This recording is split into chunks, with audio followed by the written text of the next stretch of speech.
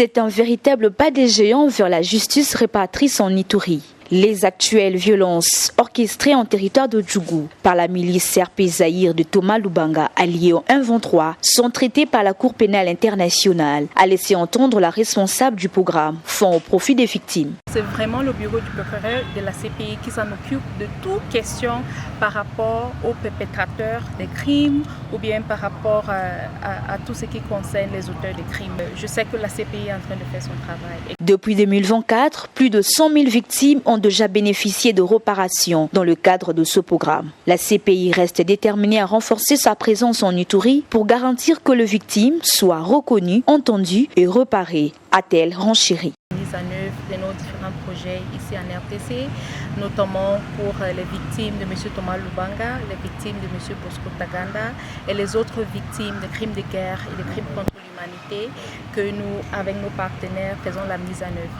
Il y a une très bonne évolution, surtout pour nos projets d'assistance, où pour l'année 2024, on a eu plus de 100 000 bénéficiaires directs et indirects qui ont bénéficié des différents projets, par exemple la réhabilitation physique, la réhabilitation socio-économique, la réhabilitation psychologique ou bien la sensibilisation pour le vivre ensemble et l'éducation à la paix.